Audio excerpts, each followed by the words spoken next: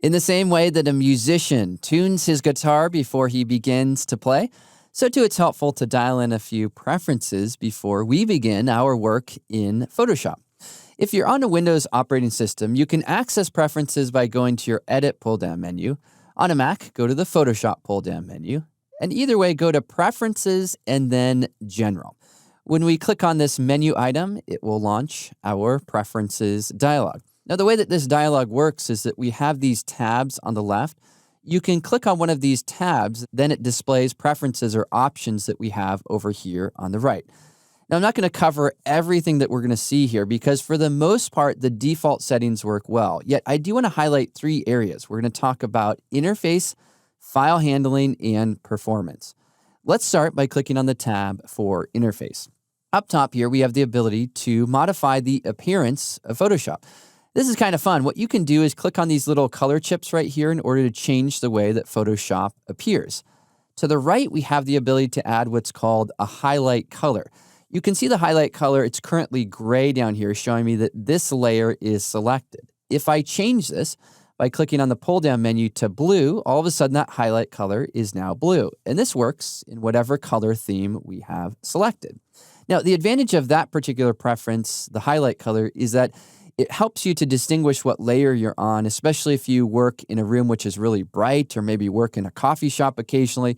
So that's one that I turn on.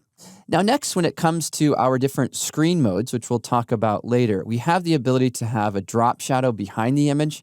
I personally find this a bit distracting, so I turn these options to none.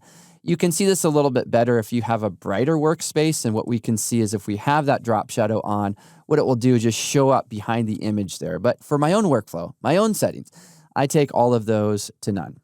All right, well, that's all we're going to talk about here with our interface settings. Let's go to the second area we're going to talk about, and that is file handling. First, I want to talk about file saving options. By default, Photoshop has built into it this automatically recovery save feature. What it does is every 10 minutes, it saves a file. Why does it do that? Well, in case Photoshop crashes, it can then recover the file from the last time that it was saved.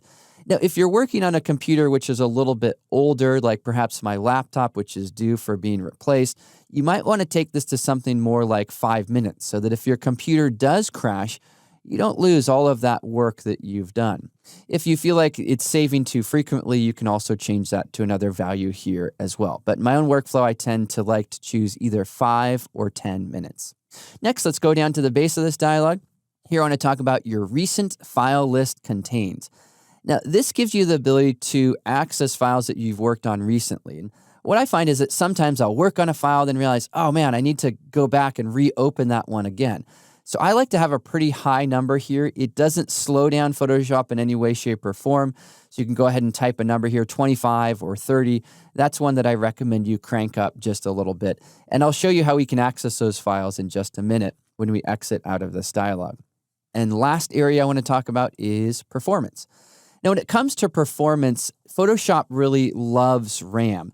The more RAM, the better. It helps Photoshop to run more efficiently and quickly. And what you can do is allocate a certain amount of RAM to Photoshop. And we can do that right here.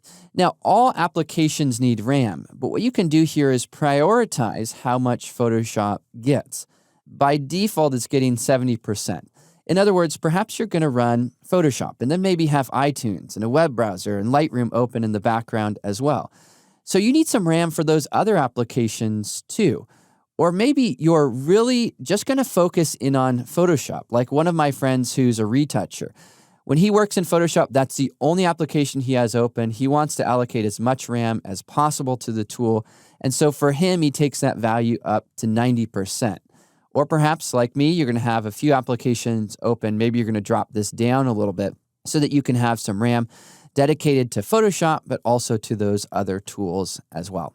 All right, well, after you've dialed in those settings, which we've talked about, and here we talked about our interface, file handling, and performance setting, the next step is to simply click OK. Now, the good news about settings is that once you have dialed those in, you won't need to do that again. It's only just a one-time thing. I should point out, though, that for certain settings, you're going to need to close and reopen Photoshop in order for those to take place. So you might want to do that now. Yeah, before I finish this movie, what I do want to highlight is that when you're looking to open those recent files, you can access those by going to File, Open Recent. And this is the number of files that we'll see based on the number that we set there in our preferences. We'll also see this when we go to File, Open. This will open up a panel on the right showing us our recent files. And here you can see the recent files that I've opened in Photoshop. The advantage of this, of course, is if we want to work on a file which we opened recently, say like this one right here, we can just click on that and then we can reopen it and continue our work from where we left off. All right, well, that wraps up our conversation about preferences. Last thing to keep in mind is that they are preferences, right? It's completely up to you how you dial those in. I just wanted to highlight a few of those preferences, which I think may be helpful to you as you set up your version of Photoshop.